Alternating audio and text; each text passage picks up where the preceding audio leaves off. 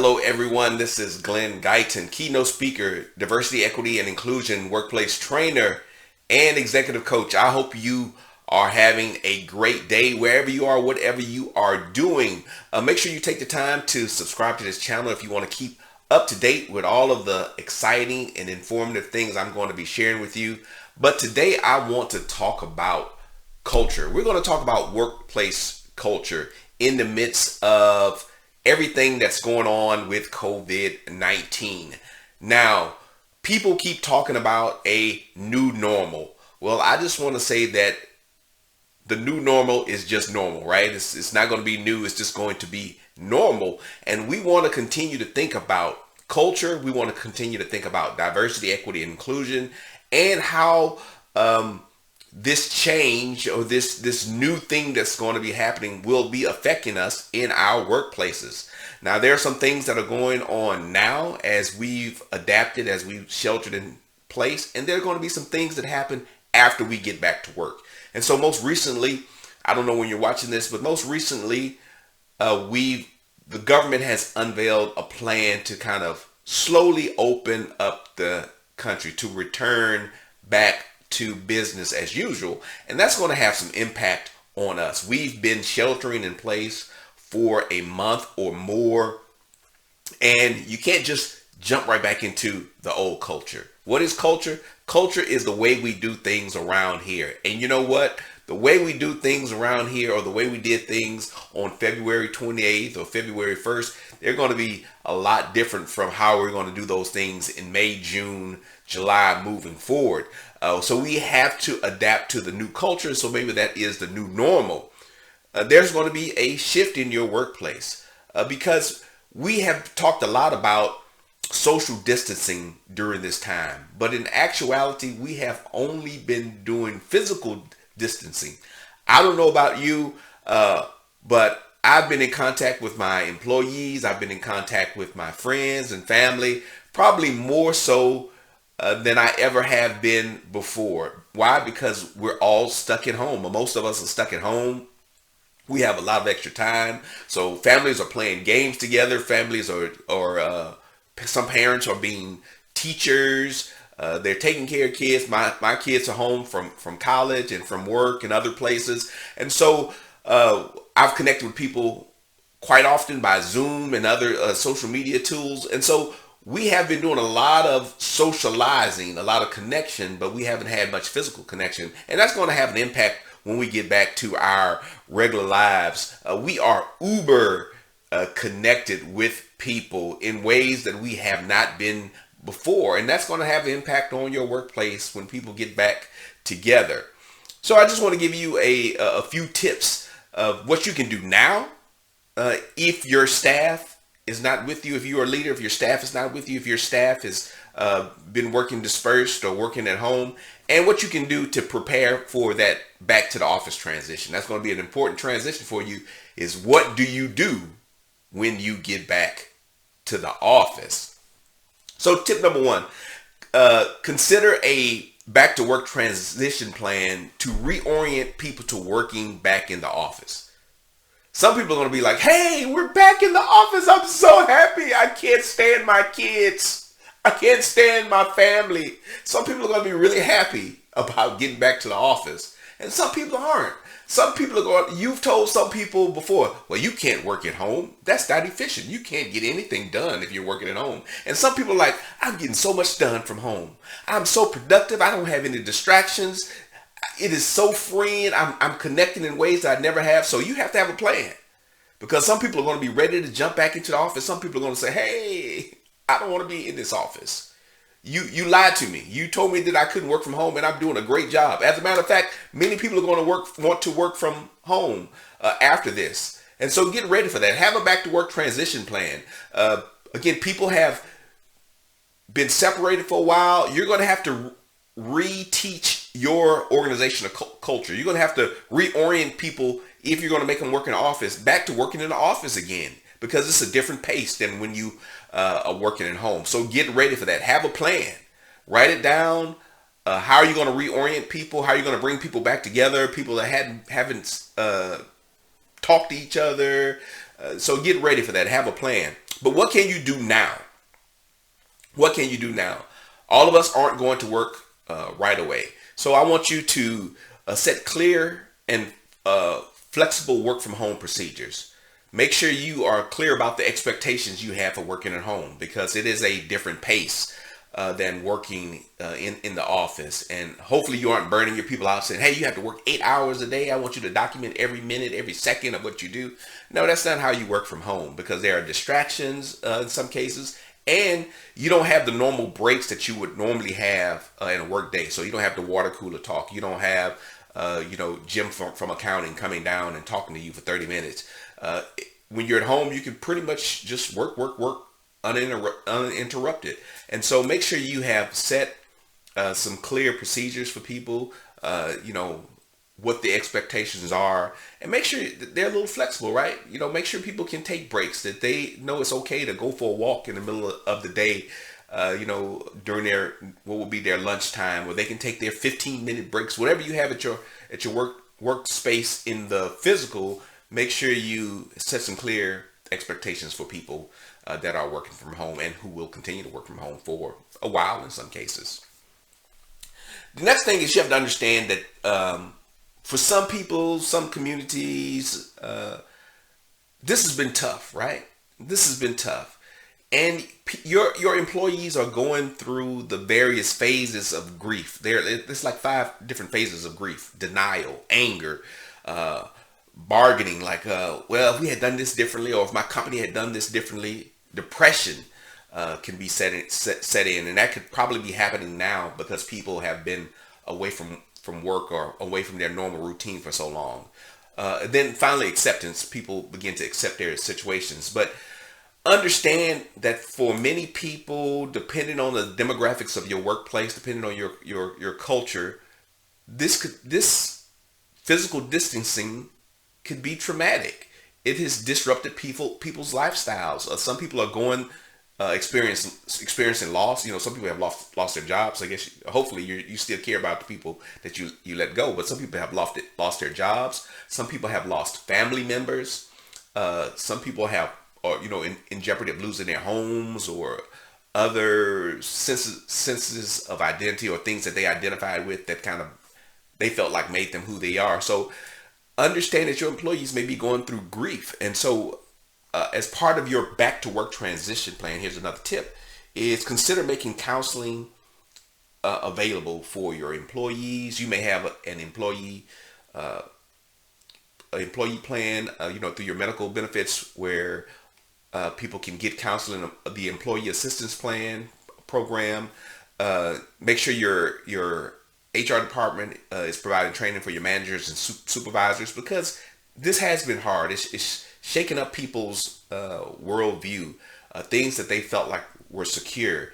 This is unprecedented. And so you may have to deal with some of the mental anguish with your employees. So make sure you don't throw them right back into a stressful environment, but make sure you are doing the things to make sure your people have what they need when they come back to work. And so look at your benefits, see what counseling and what training you can provide to help people transition back into your workplace. But what can you do now, Glenn? What can you do now? Check in on your staff. Pick up the phone, give them a call, send them a text message, find out how they're doing. Maybe you can contact a mental health professional, contract with one, to see what services they can provide now. Maybe they can give you some tips on how to deal with some of these things in your workplace, and maybe they can help you deal with specific situations. Find out what your employees are dealing with. That's the one thing, is we think about diversity, equity, inclusion. We think about cultural competency. Everyone is different. Everyone is experiencing this social distancing, this physical distancing differently. Some people are in problematic situations. There's a fear if you are of a certain age. There's also some racial and ethnic trauma associated with this pandemic. The Asian community may be feeling discrimination. African American community may be worried about their health or the health of their loved ones. So there are many things that we're having to deal with that are different. Some people some of these things are divided along political lines. So we have to be mindful of all these different things that are impacting people in different ways. Families, parents are in a different situation, and so all these things matter. All these identity factors matter on how this situation has impacted people. So you have to be sensitive to that in your workplace and make sure you get people the help that they need during this time. And so, yeah, again, I talked a little bit about cultural competency, but there are fears of xenophobia when it comes to the Asian community, and it actually can go in reverse because there are some reports that in China, people of African descent, black people, are being discriminated against because they are seen as carrying the virus. And just like here in the United States, some people are saying that the Chinese or Korean or other Asian people are carrying the virus. So we have to be mindful of that. We have to communicate very clearly about our expectations. Again, politics really matter. It's a shame that it does, but politics really matters. It matters on how your state is responding to the opening up of the country. Politics matters if you believe that this pandemic is real or if it's not. But those are things that we don't want to debate in our workplace. We want to do the things that's helpful to protect our people and make sure that they are safe. And so racism, we have to be empathetic on how this plays out in the minds of different racial groups. Even if we don't think it's real, that perceived fear will have an impact on us. Also, hey, we've been having a lot of meetings on Zoom and all these other things, and I don't know if the status of your workforce, but just think there are some people that have trouble seeing, some people that can't hear well, they have some physical limitations, and we've moved everything to these online platforms. So make sure that you are providing reasonable accommodations to make sure people have the tools that they need, that both your workers and your clients have what they need in order to do their jobs or to receive your products. Be mindful of all of those things. And so tip number 3, when you get back to the office, set clear organizational expectations as it relates to diversity, equity, and inclusion. Don't wait until things blow up. Understand that we are moving from a very tense time, and so people will bring some of that anxiety back into the office. So during your orientation, address these things. Address what's going on in the media. You don't have to get into the weeds, into the nitty gritty, but you want to address these things with your people. Don't act like they don't exist. Don't act like people aren't discriminating against Asians. Don't act like there have been reports that the death rates or the infection rates are higher in poor communities or African American communities. Now, whether you believe those things or not, that information is out there. You have to deal with it, right? And you have to be sensitive to it, especially if you have a diverse workforce. So talk about those things. Don't let things blow up, and don't let these arguments happen outside of a place where you can give some input and some control. You don't want to bring that negativity or that anxiety into your workplace. And if you have a diverse and inclusive workforce, people are going to talk about these things. So make sure you set some clear expectations. What can you do now? Make sure you just remind your workers of your policies on diversity, equity, inclusion. Make sure you send out some notes. You don't want TikTok causing you to, some viral TikTok video causing disruption in your workplace or causing you to have to fire someone.